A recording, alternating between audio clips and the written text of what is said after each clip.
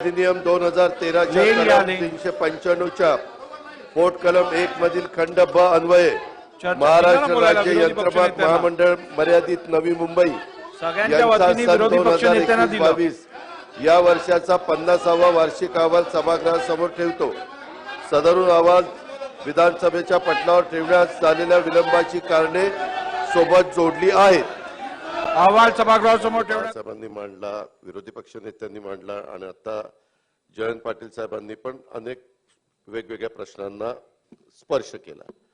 अध्यक्ष महोदय, राज्य सरकारच्या वतीने मी अतिशय नम्रपणे सभागृहाला सांगू इच्छितो की कुठल्याही मराठा आरक्षण असेल, अवकाळी पावसाच्या संदर्भामध्ये जी काही सुरुवातीला स्थगनच्या निमित्तानं विरोधी पक्ष नेत्यांनी जी भूमिका मांडली आणि काही दाखले दिले तो विषय असेल किंवा उसाच्या संत्र्याच्या संदर्भातला विषय असेल, त्याच्याबद्दल परवाच कॅबिनेटने निर्णय घेतलेला आहे।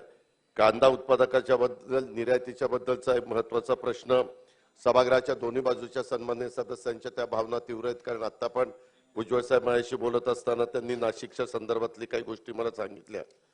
मी आपल्याला एवढंच सांगू इच्छितो की या सगळ्याच्या बद्दल चर्चा करण्याची राज्य सरकारची तयारी आहे।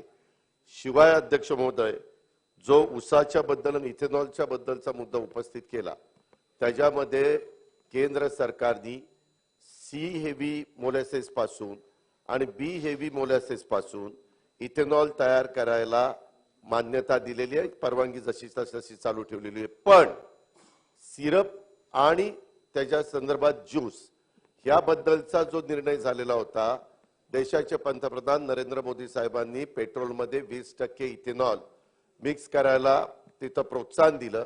नितीन गडकरी साहेबांनी पण अनेकदा आता साखरेपेक्षा तुम्ही इथेनॉल तयार करा असं सांगितलं, आम्ही पंप देऊ असं सांगितलं आणि अचानक हे आदेश काल निघालेला आहे। मी कालपासून पियुष गोयल साहेबांशी बोललो या विषयावर, त्याच्यानंतर मी अमित शाह साहेबांशी पण संपर्क साधण्याचा प्रयत्न केला। आज सकाळीच माझा त्यांचा फोन झाला। मी त्यांना सांगितलं की हा संपूर्ण देशामध्ये फार महत्त्वाचा विषय, ऊस उत्पादक शेतकऱ्यांचं अतोनात नुकसान होणार आहे आणि बहुतेकांनी अध्यक्ष महोदय गुंतवणूक केली, 5% स्वतःचे 95% वित्तीय संस्थांचे घेतलेत आणि इथेनॉल प्लांट सुरू केलेले आहेत। ज्यांनी ज्यूस टू इथेनॉलला परवानगी नाकारली तर त्यांना ऊस गाळताच येणार नाही, कारण त्यांना साखर करता येणार नाही, त्याच्यामध्ये तशा प्रकारची व्यवस्थाच त्यांनी केली नाही, बाकीच्या काही कारखान्यांनी केली। ही वस्तुस्थिती आहे।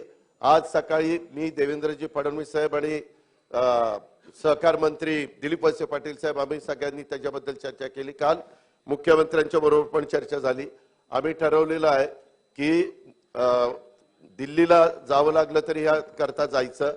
नितीन गडकरी साहेब मला असं म्हणले, मी काल गडकरी साहेबांशी पण ह्या विषयावर बोलले, त्यांना हा विषय सगळा माहिती आहे आणि त्याच्यामुळे त्यांनी सांगितलं अजित यायचं झालं तर शनिवार रविवार येऊ नको, वर्किंग डेला त्या ठिकाणी ये। मी शनिवार रविवार इथे येणार आहे आपल्या नागपूरला, मी शनिवार रविवार बाहेर जाणार नाही, मी त्यांना भेटणार आहे आणि ह्याच्यातनं काही झालं तर महायुतीचं सरकार ह्या इथेनॉलच्या बद्दलचा जो विषय आणि इतर कांदा, संत्रा, मराठा आरक्षण, अवकाळी पाऊस वगैरे असे अनेक मुद्दे जे काही उपस्थित केले ह्या सगळ्याच्या संदर्भात चर्चा करायची आम्हा लोकांची तयारी आहे। आणि मी जयंत पाटील साहेबांना आणि त्यांच्या मार्फत महाराष्ट्रातल्या जनतेला पण सांगू इच्छितो की स्वतः अमित भाईंनी सांगितलं मी मार्ग काढतो, उद्या आणि परवा त्याच्यात मार्ग निघतो, नाही त्याच्यात मार्ग निघतो, एकच मिनिट, त्याच्यात मार्ग निघतोय का बघतो, नाहीतर आम्ही सोमवारी तिथं जाऊन हा मार्ग काढू। आणि कांद्याच्या बद्दल पण 40% आणि 20%चं जे काही झालं आणि विरोधी पक्ष नेत्यांनी पण मगाशी सांगितलं की काही ठिकाणी आंदोलन सुरू जाऊन कांदा उत्पादक शेतकरी रस्त्यावर बसलेले आहेत, त्याही मार्केट बंद आहे। जे काही घडलेलं आहे त्याच्या संदर्भामध्ये देखील अध्यक्ष महोदय ह्या इथेनॉल आणि उसाच्या बरोबरच्या विषयाच्या मध्ये कांदा उत्पादक शेतकऱ्यांचा पण विषय नेऊन त्याच्यातनं पण मार्ग काढण्याचा कसोशीनं प्रयत्न राज्य सरकार करेल। त्याचबरोबर बाळासाहेब थोरातांनी दुधाचा मुद्दा उपस्थित केलेला होता। विखे पाटील साहेब आताच इथं होते, मी त्यांना सांगितलं की त्याची बैठक लावा, विखे पाटील साहेब लावणार आहे। आज सन्माननीय सदस्य सुरेश धस साहेब पण मला भेटलेले होते।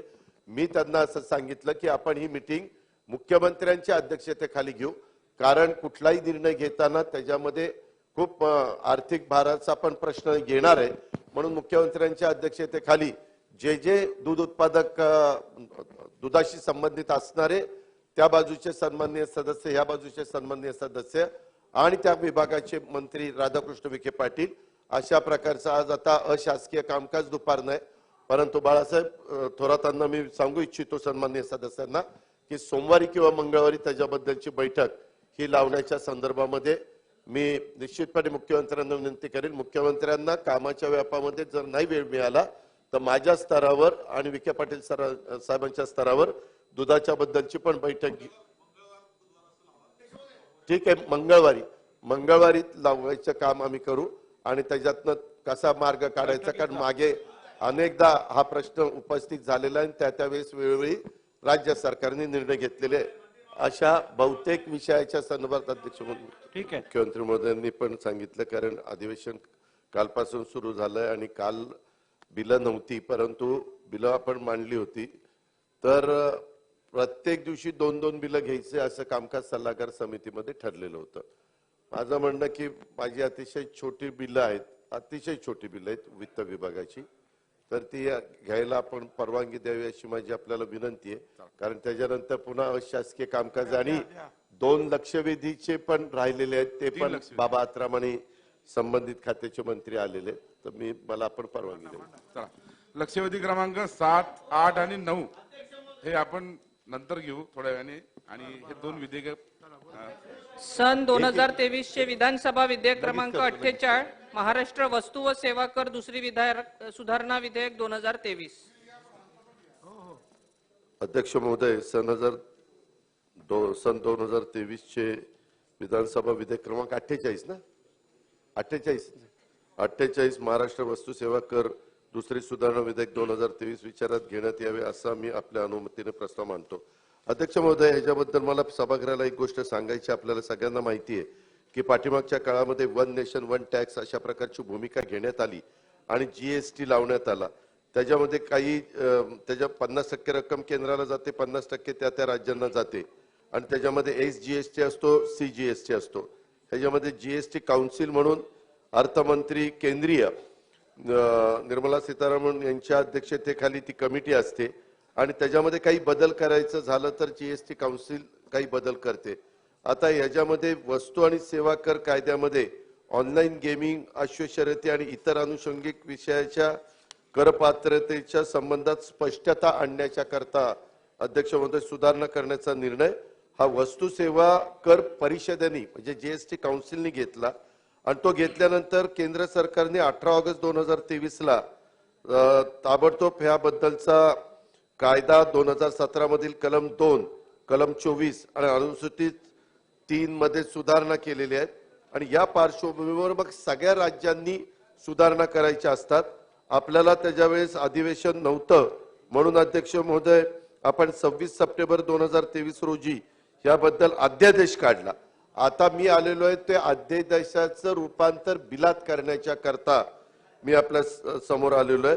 त्या अनुषंगाने सदर अध्यादेशाचं कायद्यात रूपांतर करण्यासाठी या महाराष्ट्र वस्तू सेवा कर कायदा सुधारणा विधेयक 2023 मांडण्यात आलेलं आहे. हे मला आपल्या मार्फत सभागृहाला सांगायचंय आणि त्याकरता सभागृहाने त्याला मान्यता द्यावी अशी माझी विनंती. सन्माननीय गृहमंत्री देवेंद्र फडणवीस यांच्याशी बोलून काही प्रमाणामध्ये त्यांनी जीएसटीचा उल्लेख केला, परंतु ईओडब्ल्यू हा एक विभाग आहे आपल्या गृह विभागामध्ये. तर त्या संदर्भात मी स्वतः देवेंद्रजींशी बोलून या विषयामध्ये लक्ष घालायला सांगितलं. आणि हा जे आता मी बिल ठेवलेलं आहे म्हणजे त्या अध्यादेश होता, त्या अध्यादेशाचं बिलामध्ये कायद्यामध्ये आपण रूपांतर करतोय. हा टोटली वेगळा आहे. ह्याच्यामध्ये केंद्र सरकारने त्या जीएसटी काउन्सिलमध्ये ह्या सगळ्या गोष्टी करायचा निर्णय घेतलेला आणि त्याच्यात फक्त आता बिलात आपल्याला रूपांतर करायचंय. मी जाता जाता एवढंच त्याच्यामध्ये एयू स्मॉल फायनान्स बँकेच्या बद्दल मी त्यांचाही कानावर घाली किंवा असं आहे आणि त्याच्यातनं जो काही राज्य सरकारने जी काही भूमिका घेतली पाहिजे, राज्य सरकारच्या जीएसटी विभागाने जी काही फायनान्स विभागाने जी भूमिका घेतली पाहिजे ती त्या ठिकाणी घेण्यात येईल. वेळ पडली तर ज्यावेळेस मी गृह विभागाशी बोलीन आणि मला लक्षात आलं किंवा हा मुद्दा जीएसटी काउन्सिल पर्यंत नेला पाहिजे, कारण देशामध्ये अशा वेगवेगळ्या ठिकाणी घटना घडतात, तर ते पण करण्याचं काम राज्य सरकारचा प्रतिनिधी जीएसटी काउन्सिलचा मेंबर या नात्याने माझ्याकडे केलं जाईल. आताचं जे बिल कायद्यामध्ये रूपांतर करतोय त्याच्यामध्ये घोड्यांची शर्यत, ऑनलाईन खेळ यामध्ये किंवा त्यांच्या परिणामी उद्भवणाऱ्या कारवाई योग्य मागणी हक्काच्या करपात्रतेच्या संबंधामध्ये स्पष्टता आणण्याच्या करता तरतूद करण्यात यावी म्हणून हे आपण अधिनियमाच्या अनुसूचित 3च्या परिच्छेद 6 ची सुधारणा करणं गरजेचं आहे आणि ते सगळ्या राज्याच्या वित्त विभागाला बंधनकारक आहे. जीएसटी आपल्या वित्त विभागाला म्हणून वित्त विभागाने आणि आपल्या वस्तू व सेवा कर अधिनियमामध्ये सुधारणा करण्याच्या दृष्टिकोनातून हे बिल आणलेलं आहे. म्हणून माझी विनंती आहे की हे बिल महोदय 2023 विधानसभा विधेयक क्रमांक 48 वस्तू सेवा कर दुसरी सुधारणा विधेयक 2023 हे मी आपल्या मतीने जे प्रस्ताव मांडतो मंजुरी करण्याचे करता बैठकीमध्ये हा रिडेव्हलपमेंटसाठी ठरवलेला त्याच्यात हा मुद्दा मांडतो. त्यांच्या म्हणण्यात 100% तथ्य आहे. त्याच्यामुळे मागे पण मी केंद्र सरकारला तसं कळवलेलं होतं. निर्मला सीतारामन ताईंना पण मी कळवलेलं होतं.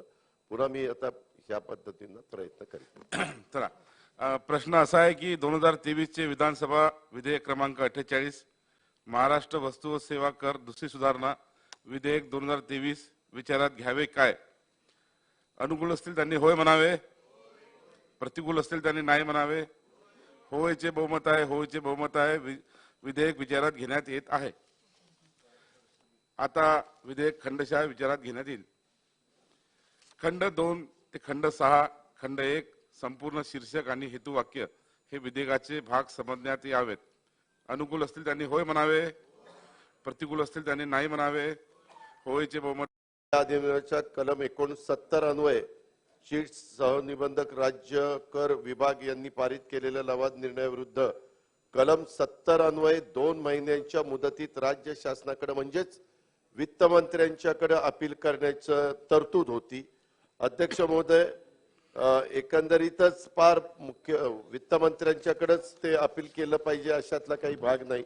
वास्तविक आता आम्ही हे बिल आणतोय ह्याच्यामध्ये ही आपण दुरुस्ती अशी करतोय की प्रलंबित झालेल्या चिटफंड अपिलाची संख्या पाहता न्यायदानास होणारा विलंब टाळण्यासाठी आणि अपीलकर्त्यांची सोय व्हावी याकरता चिटफंड महाराष्ट्र सुधारणा विधेयक 2023 सादर करण्यात येते आणि सदरच्या सुधारणेमुळे कलम 70 अन्वये अपील सुनावणीचे राज्य शासनास असलेले अधिकार प्रशासकीय अधिकाऱ्यास प्रदान करण्याचं आपण याच्यामध्ये अध्यक्ष महोदय प्रस्तावित केलेलं आहे. या बदलांच्यामुळे प्रलंबित चिटफंड अपिलांचा निपटारा अधिक गतिमान पद्धतीने होऊन अपीलकर्त्यांना दिलासा मिळणार आहे आणि म्हणून या सदरच्या विधेयकामध्ये चिटफंड कायदा 1982 मध्ये एकूण 2 कलम 70 आणि कलम 71 यामध्ये सुधारणा प्रस्तावित आहेत अध्यक्ष महोदय आणि त्याकरता हे बिल आणलेलं आहे. वास्तविक बऱ्याचदा सगळे अधिकार वर घेतले जातात आणि तिथे एकाच ठिकाणी ते अधिकार राहतात. त्याच्याकरता विकेंद्रीकरण करण्याच्या करता खालच्याही लोकांच्या हातात म्हणजे अधिकाऱ्यांच्या हातात आपण हा अधिकार देतोय. अशा प्रकारचं बिल आहे. चला